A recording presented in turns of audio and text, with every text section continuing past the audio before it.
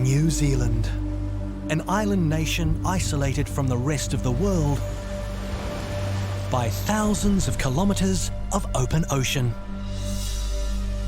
Landscapes forged by titanic forces. Peaks carved by fire and ice. Rugged coastlines and primeval forests. Over millions of years, these islands and neighbouring Australia became extraordinary evolutionary laboratories.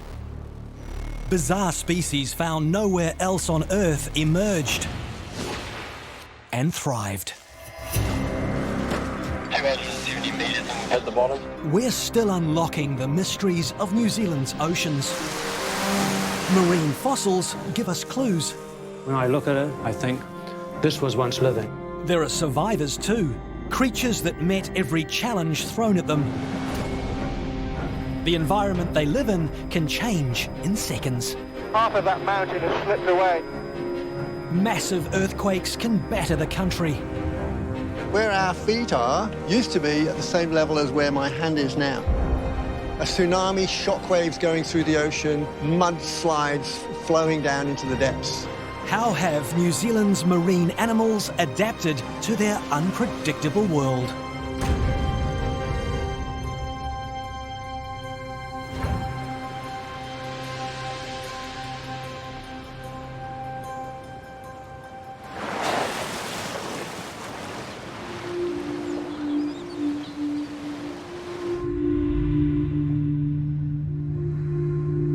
Kaikoura is located on the east coast of New Zealand's South Island. Massive geological upheaval has created this landscape. Because New Zealand sits in the collision zone between the Australian and Pacific geological plates, earthquakes occur frequently.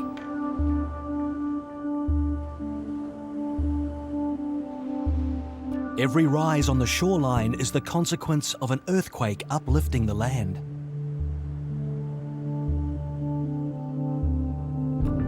Beneath the ocean, earthquakes have also had a huge impact, creating a gigantic trench, the Kaikoura Canyon. 60 kilometres long and up to 1,200 metres deep, the canyon leads to a channel that meanders for hundreds of kilometres, splitting the ocean floor. Today, it's one of the richest seabeds in the world and a wildlife haven.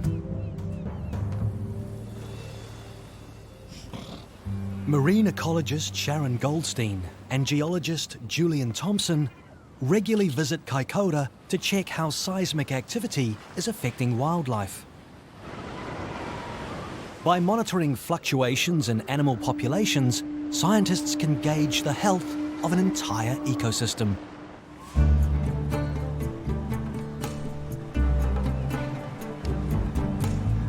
The team sets off in search of the canyon's most famous resident.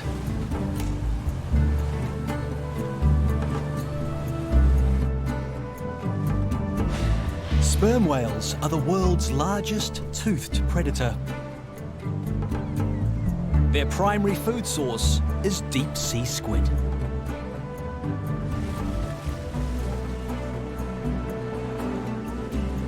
Finding whales is a specialist job. Roger Williams from local company Whale Watch uses a hydrophone, a directional microphone with a conical dish to focus sound.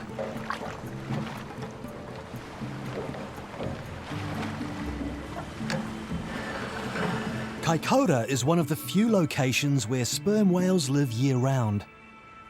If Roger finds one quickly, it's an encouraging sign all is well with the wider population.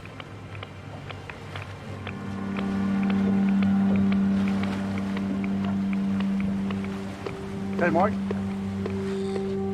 He's clicking away nicely.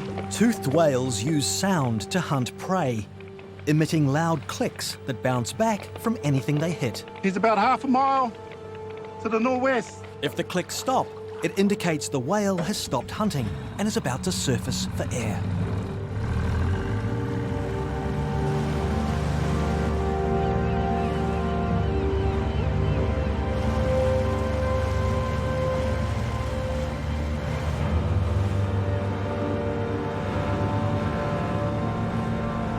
There it is.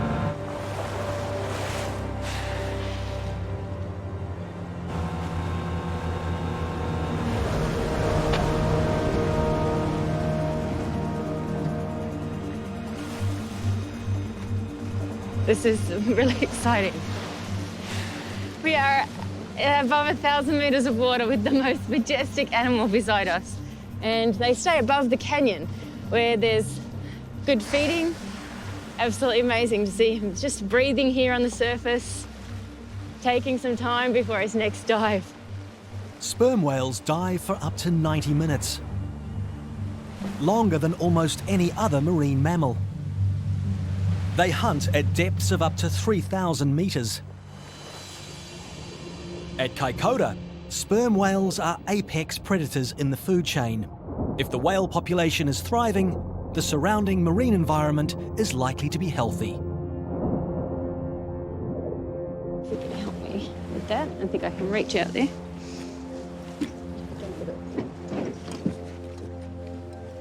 The basis of the rich food chain here is plankton, small creatures carried along by the ocean's current. We're going to do a plankton tow. So we'll just attach the net to the boat.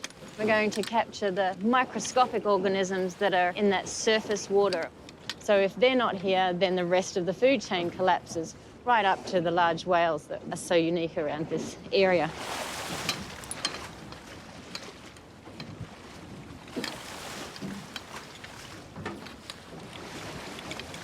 Plankton range from microscopic organisms to shrimps and jellyfish. The tiny plankton are eaten by animals such as crabs and fish, which in turn are eaten by squid, the sperm whale's food.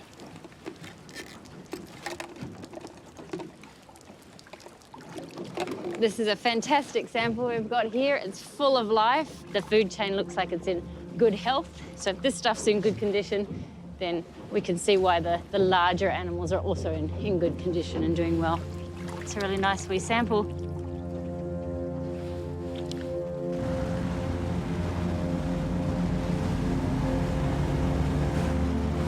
Movement of the Earth's geological plates doesn't just create ocean trenches, it also forces rock upwards. What we can see in the distance over there are the Kaikoura ranges, and these mountains have been uplifted over the last several million years, one earthquake at a time. You going to mug me? Am I going to mug you? Is that gorgeous or what, eh? And I believe I can run a decent marathon. Thank you very much. Download Veely now. Follow the peaks south from Kaikoura and you reach Fiordland.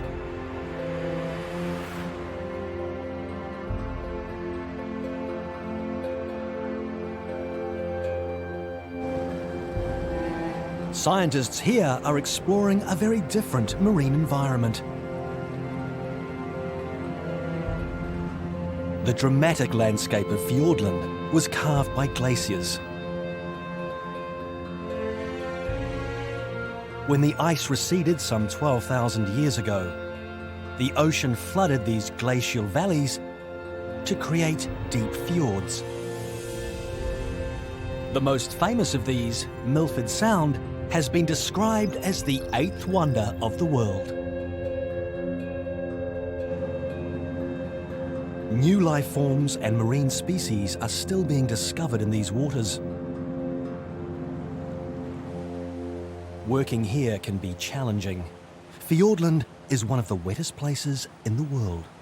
Can't have a rainforest without rain. Rainfall can be 250 millimetres a day, over 7 metres a year. But you can see at the moment where that cursor is, we're in nearly 300 metres of water there.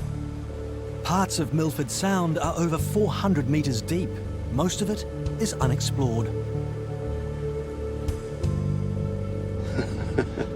Captain Rob Swale and ecologist Sean Hadley are leading a marine survey team. It's important work. By understanding the species living here, strategies can be developed to best protect them and the environment. In the back section, this is all electronics, a few fans, but the tether will take us to 1,000 meters. The only thing that runs through this is fiber optics. First in are the surface divers, on a mission to find a prehistoric shark. Marine cameraman Steve Hathaway is leading the dive team. Conditions are less than ideal. There's Fiordland for you though, isn't it? It's just a lot of rain and the water looks absolutely disgusting on the surface here, but we're expecting it to really open up by the time we go down to about 4 meters. The surface water is clouded by a natural dye called tannin, found in the dense rainforest vegetation. Rainwater runoff collects tannins from plants and soil, staining fresh water the colour of tea. In the ocean, it sits in a layer, blocking much of the sunlight.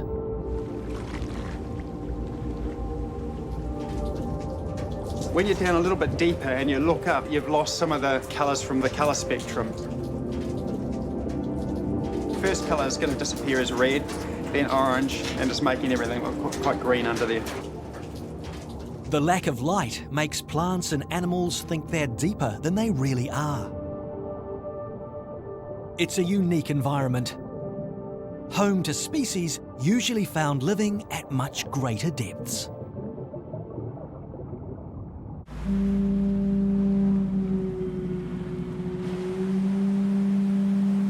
Water flooding off the mountains of Milford Sound constantly changes the underwater environment.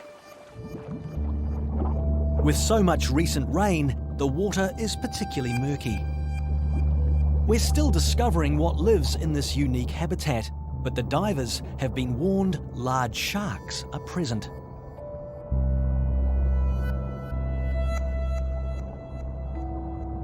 As they explore, they discover a large outcrop of black coral.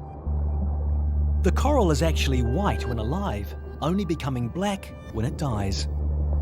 Elsewhere, it's unheard of at depths less than 35 meters.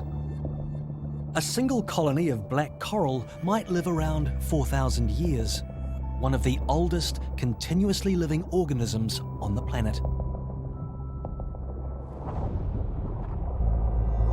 In this cold, dark environment, hundreds of species create a kaleidoscope of colour on the rocks.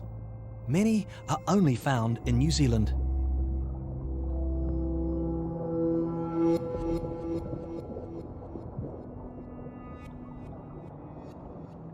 Sea anemones look beautiful, but their tentacles are lethal.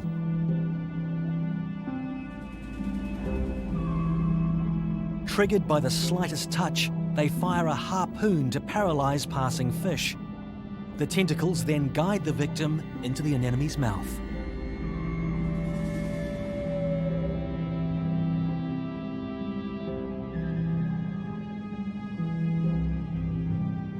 Tube-like animals called sea cucumbers lounge on the rocks. They're relatives of starfish and are first seen in the fossil record some 400 million years ago. Like earthworms on land, they feed on tiny particles, breaking them down into even smaller particles for bacteria to feed on.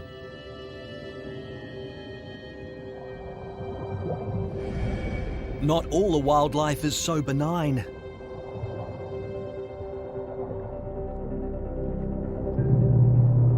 Deep below is a seven-gilled shark, a species known to attack divers. For me, one of the stars of the show down here is seven-gilled sharks. They're very prehistoric looking. And I think one of their tactics for catching food is using ambush. They'd actually sneak up on us and all of a sudden they'd come from behind you and just shoot past. Most sharks have 5 gills. However, as its name suggests, this ancient species has 7. They evolved 145 to 200 million years ago and today remain virtually unchanged from their ancient relatives.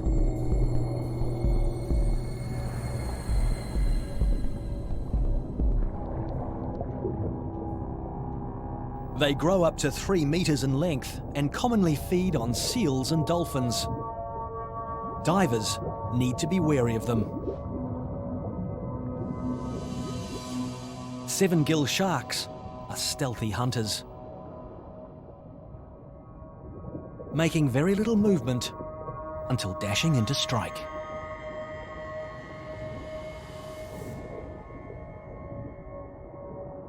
Researchers believe seven-gills undertake long-distance migrations to breeding grounds in the open ocean.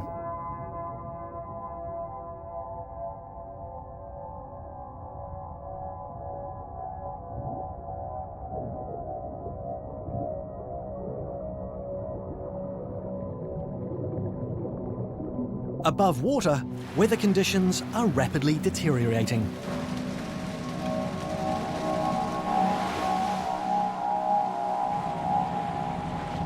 Because the research vessel can't get close to the rocks, a small boat has been launched. It's now up to Paul, the dive supervisor, to guide the divers in. Okay, so it's too windy here at the moment. We've got 40 knots plus. We're going to transfer them back onto the boat further down the fjord. A lot of the time it can be calm when you put them in, and then within 10-15 minutes, all of a sudden you can have 50-60 knots. It's just one of those places that can change very, very quickly. Those sharks are definitely very stealthy. The one time I turned around, I'm filming the surface, turn around, there's two right behind me. How's that? Awesome. Your first seven-gill sharks, eh? Incredible. A lot of people get quite relaxed around them, and probably too relaxed when you've got an animal that is known to pack attack seals. If you can catch a seal in the water, you're a very, very capable animal. With the divers safely back on board, remote-operated cameras can be lowered. The fjord is 400 meters deep. Nobody knows what they'll discover. So you can see here, we're right even against this wall here, we're in 300 meters. And, obviously none of this has ever been explored before.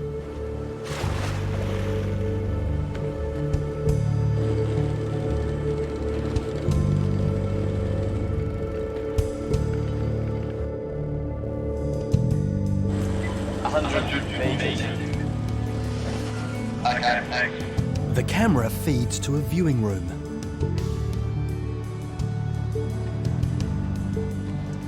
That's 240 there.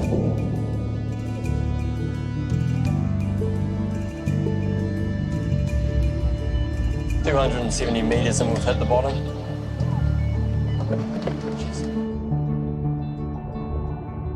Wow. There's a lot of fish down there considering 275 meters there. Oh, these are very deep water species. Oh, look at that. Oh, look at that.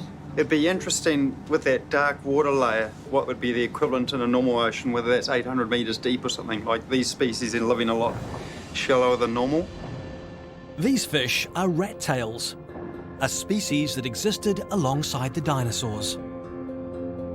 Rat tails are usually found at depths of over 4,000 meters. Here, they live at 200. Like many deep-sea fish, their large eyes are very sensitive. Rat tails have chemical receptors on their head and lips, which are used to locate food. They aren't fussy eaters and are happy to feed on anything from worms to carrion.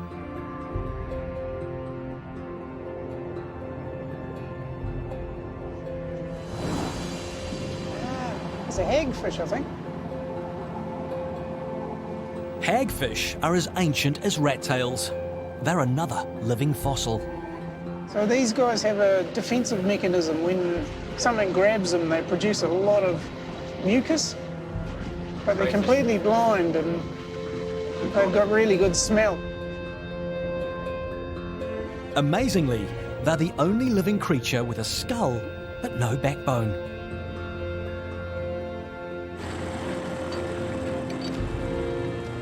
Very little is known about many of New Zealand's deep-sea creatures, which makes surveys like this all the more important.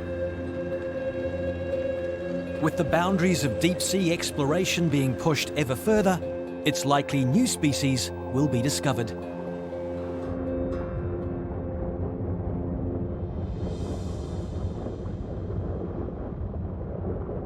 As the ROV returns to the surface, an inquisitive seven-gilled shark comes in to investigate.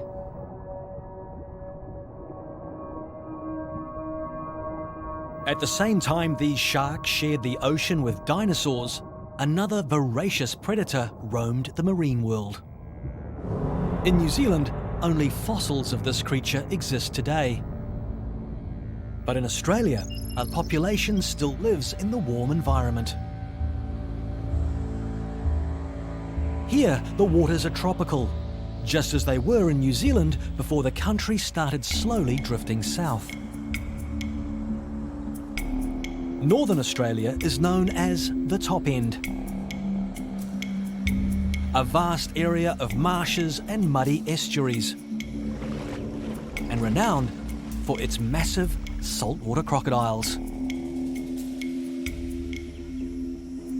It's also home to a giant prehistoric fish.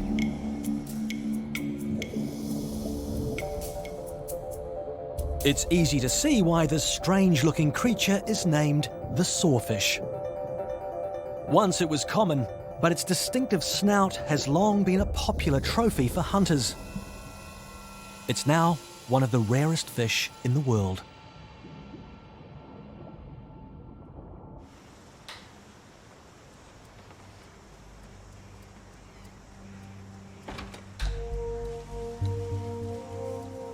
The Northern Territory Wildlife Park is home to captive sawfish.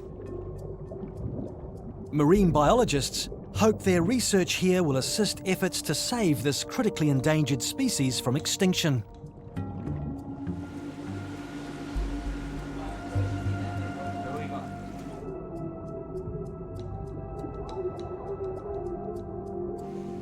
Shale Martin manages the facility for the Parks and Wildlife Commission.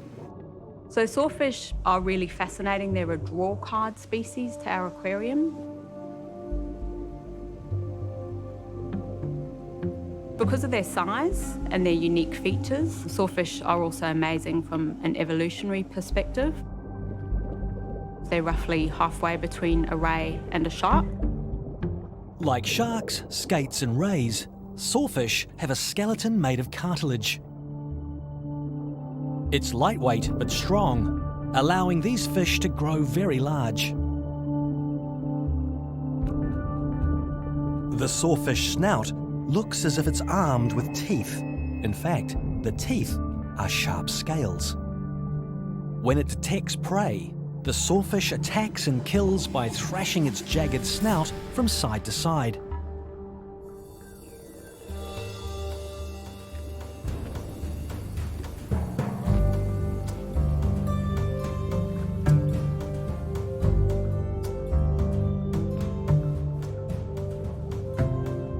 This sawfish is now almost 3 meters long and will double in length as it matures. But even larger sawfish once lived in New Zealand.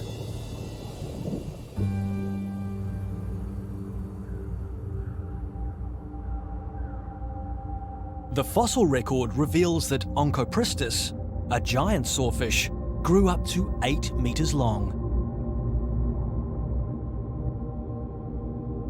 They lived between 145 and 65 million years ago.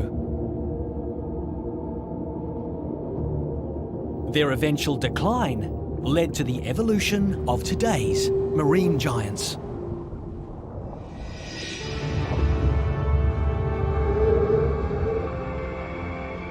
For well over 100 million years, giant marine reptiles like the plesiosaur dominated the world's oceans. 10 meters long and snake-necked, they were formidable predators. Until a catastrophic event occurred, instantly changing the course of evolution. 65 million years ago, a 10-kilometer wide asteroid struck Earth.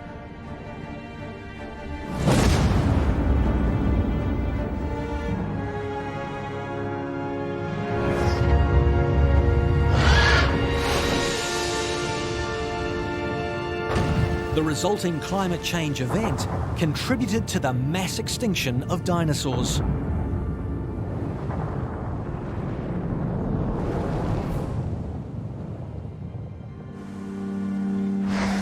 New environments and habitats became available, and new species emerged. One such group was whales.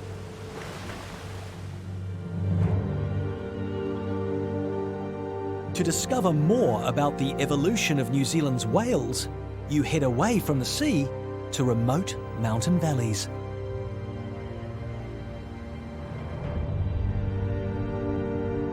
The Waitaki region of the South Island is a world-renowned fossil hunting location.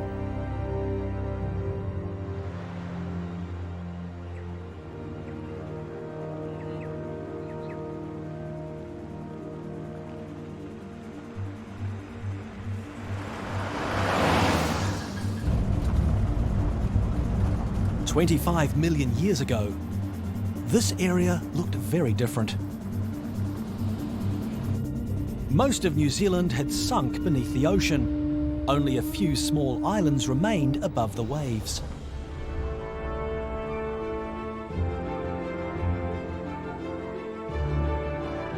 Today we see what was once the floor of a tropical ocean.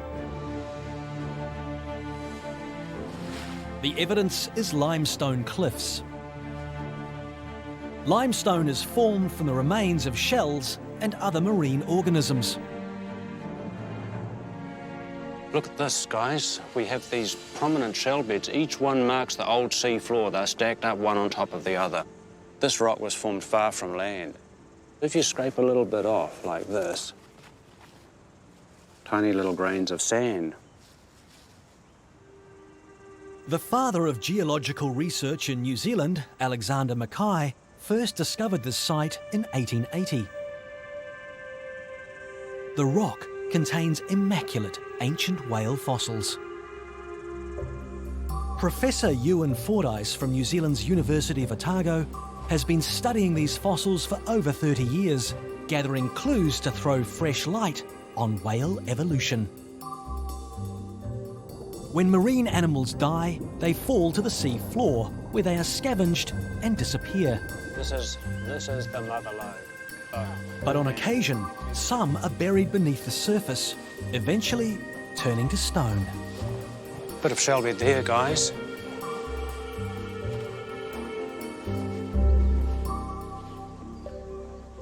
Aha. This is what we really want. It looks like bone. Actually, there's some there and here.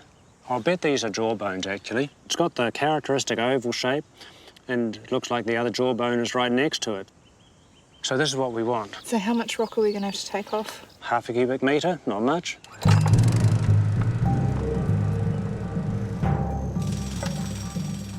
Unlike most limestone, the bedrock in South Canterbury wasn't buried deep in the ground and compressed. It's so soft that Ewan has developed a rapid method of excavation.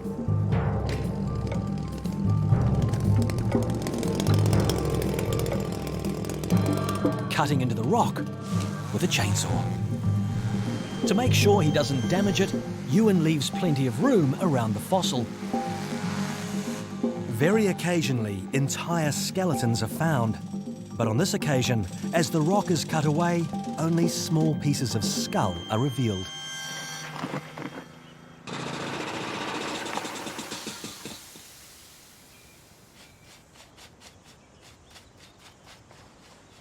Yeah, that looks good. We can see bits of bone there. Yeah, up there. That's great. The fossil tells a story. We know that modern whales, when they die, bloat up with gas a bit and bob around in the water, and they are gradually scavenged by sharks and the like. But if they're bobbing around for long enough and decomposing, bits of them fall off onto the bottom while the rest of the body drifts away elsewhere. And that's my guess with this specimen. An old car bonnet makes a perfect sledge to drag the heavy rock onto the trailer.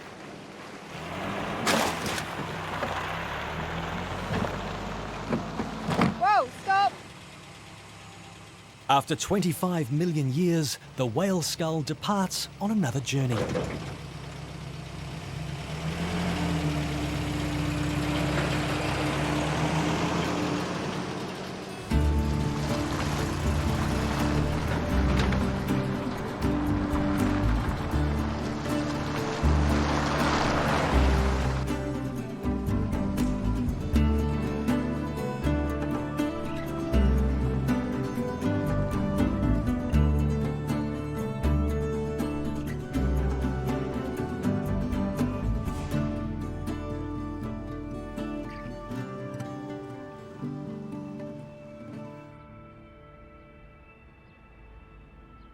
Ewan's laboratory is testament to a lifetime of research.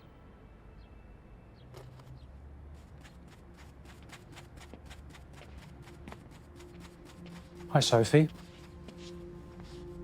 Let's have a look at that ear bone that you turned up. My favourite bone. There was one bone that we could get from a fossil whale to actually say what the species is and how it lived and how big it was, and this is it. And it's species specific. This ear bone's from a type of whale called Kaikoura, and there are several species. One of them lived around 26 million years.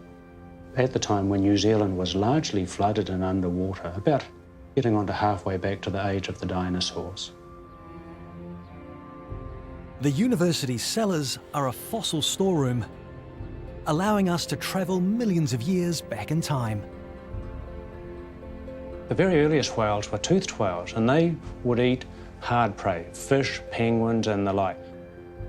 This animal in front of us is actually a baleen whale. It didn't really have any significant teeth in life, and it would have taken mouthfuls of water and taken food from the water. It ate little prey like krill, for example.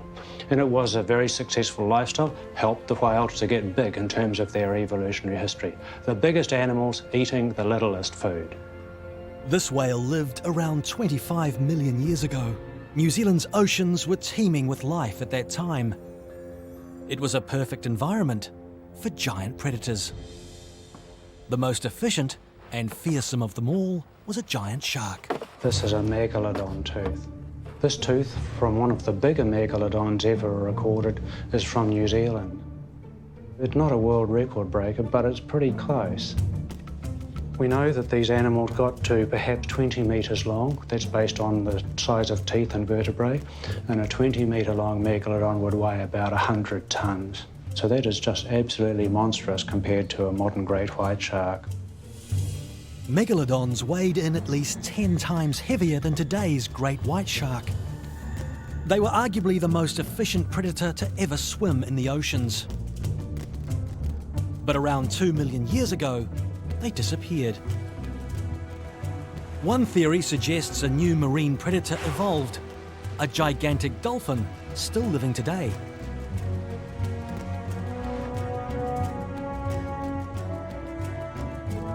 Orca grow to almost 10 metres and can weigh up to 10 tonnes. Because of their size, they are sometimes known as killer whales. They have conical-shaped teeth to catch fast-moving prey. They also have extremely efficient hearing. Yet their greatest asset may be cooperation.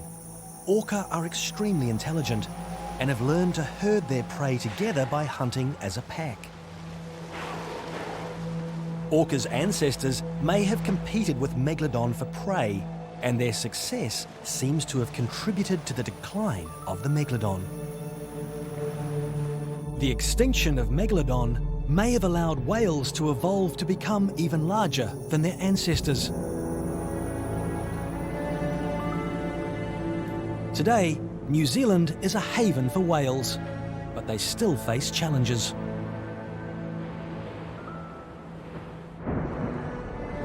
The Kaikoura Marine Reserve is renowned for its resident sperm whales. Unfortunately, the region has just been hit by a life-changing event, and nobody knows how it will have affected the whales.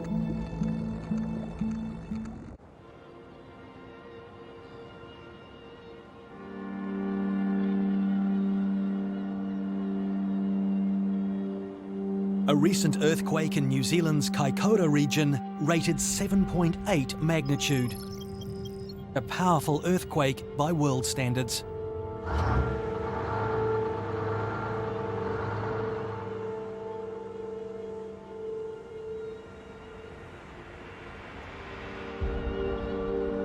Many roads in the area were closed due to landslips.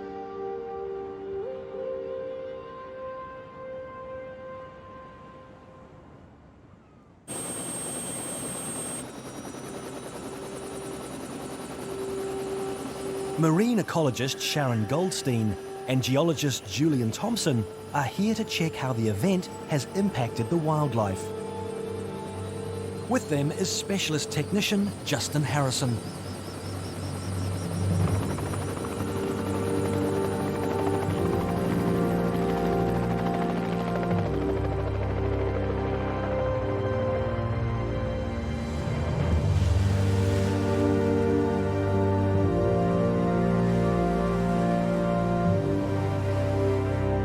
It's immediately apparent the tide line has moved a significant distance. So somewhere here is the present high tide mark, is that right? So the high tide used to go way up to the car park, and all of this would be underwater.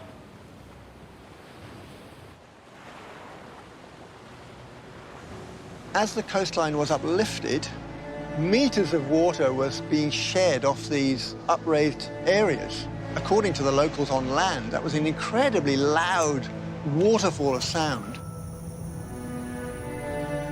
When the ocean floor uplifted, many creatures were stranded.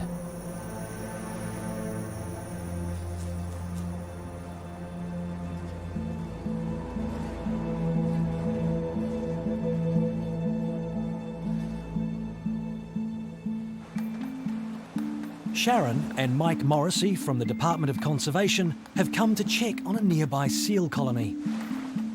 The impact of such a powerful earthquake is bound to have caused massive change.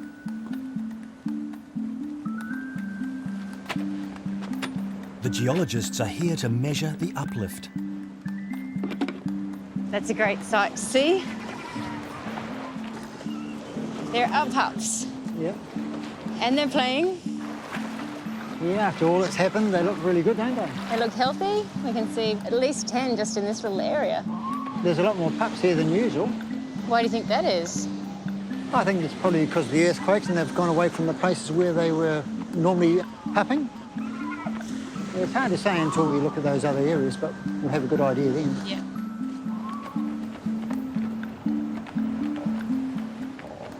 Okay, how's that looking?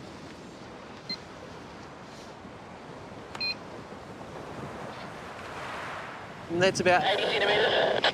Okay. 80 centimetres of uplift in this area means that the whole peninsula came up by that amount. So this whole region has been shifted in a few seconds of time. It's a massive event.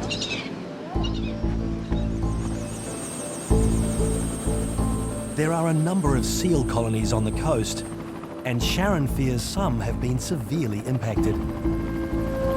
Further north of Kaikoura, we have the largest breeding area for the New Zealand fur seal, and they've had a harder time in the earthquake. Not only did they have the shaking and the uplift, but we also know there are very large landslides right on their colony area. As you go northward from the point where this earthquake originated, you see actually a greater and greater impact. There are several large faults, and in these areas, that's where the uplift has been most pronounced. Some of these faults are quite stark, quite dramatic gashes, almost like a knife has cut through the landscape in quite an extraordinary and exceptional way. We're just flying over where the fault cuts across the road and the railway. And you can see how the road has been displaced sideways as well as the railway. This earthquake produced about 100,000 landslides. Yeah, Sharon, that's the seal colony down there that you've been studying. Yep, if we just turn around from here at any point. The seal colony has been hit by a huge rockfall, and there's nowhere the helicopter can land. Yeah, make sure we can get those rocks over there. A thermal imaging camera is used to assess how many seals remain.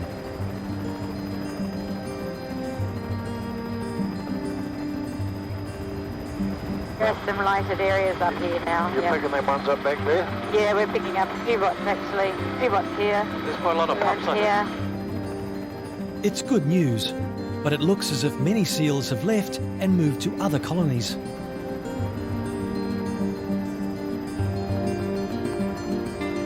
Their survey mission continues northward. How's this rock here? Is that all right?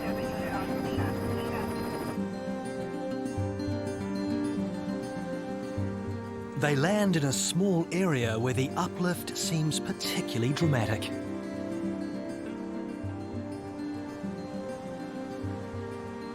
It's hard to believe that that didn't exist before the earthquake. That is the fault going through there, one of many of these faults that have crisscrossed this area. Well, the whole area has actually been uplifted, and the far side of the fault is uplifted even more. Should we go and have a look? Lead the way. It's not often that a geologist can see a new feature in the landscape just appear before their eyes like this. It's just extraordinary to be here, actually. Wow, it's so amazing to see this. So where our feet are used to be at the same level as where my hand is now. So that's, what do you think? 2 meters? About 2 meters. 2 meters of uplift. But don't forget, it's a fracture in the earth going right down, probably 10, 15 kilometers into the crust. And all of that rock has moved on one side relative to the other. The rupture across here would have just happened in seconds. And the ripping apart of those rocks is what created the powerful shaking of this earthquake.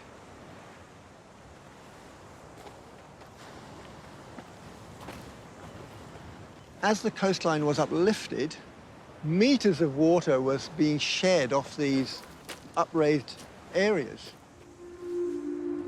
That's devastating. So the low tide level would have been here somewhere and all of this below the water. Yeah, well, this seaweed is subtidal. That should be underwater.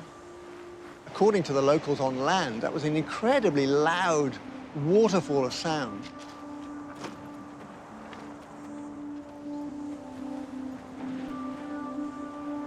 True subtidal. None of this would ever have come out of the water. Many creatures were close to the rocks or hidden in the rocks, were just stranded out of the water and died. Already we can see the power shells. See the...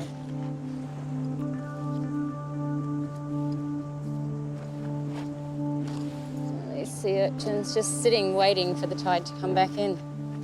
Which it never will. Not up here.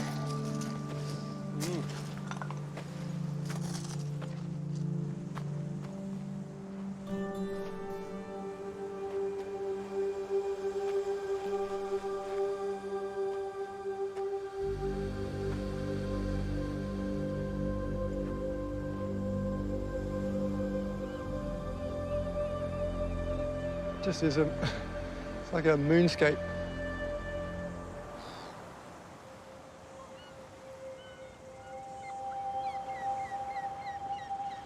Lots of devastation, but the water and the new intertidal zone is out there. The organisms, we have to remember, will recover.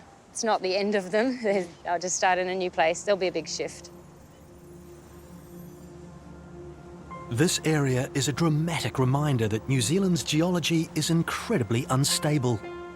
Yet its animals are able to adapt to massive change that sometimes happens in just seconds.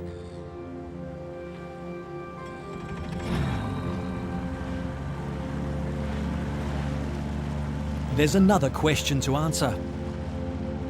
Whales are very sensitive to vibrations. Has the earthquake driven them away from Kaikoura?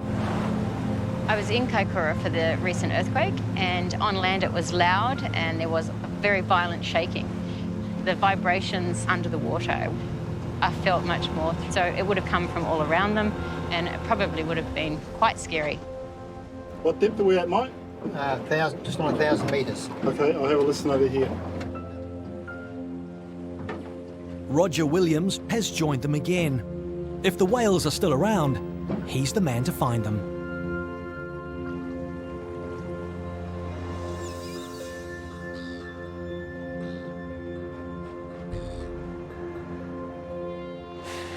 Woo. So calm and majestic. Incredible.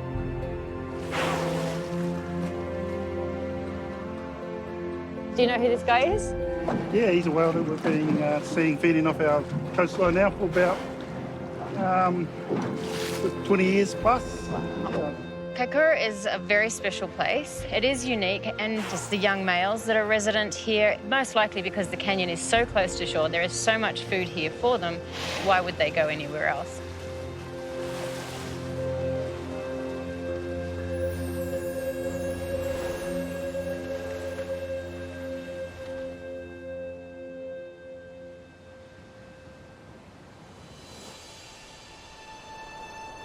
Seismic events are common in New Zealand.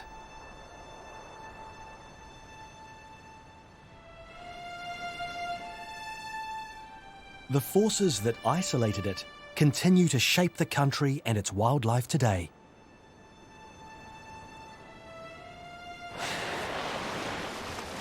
In another 100 million years, New Zealand will look very different. Earthquakes will continue to shape the landscape. Parts of New Zealand may again sink beneath the waves.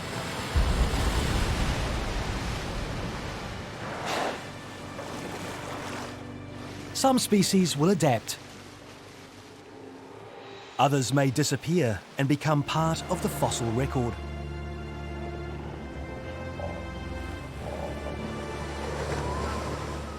One thing is certain. Whatever the changes, New Zealand is likely to remain home to some of the most unique animals on Earth.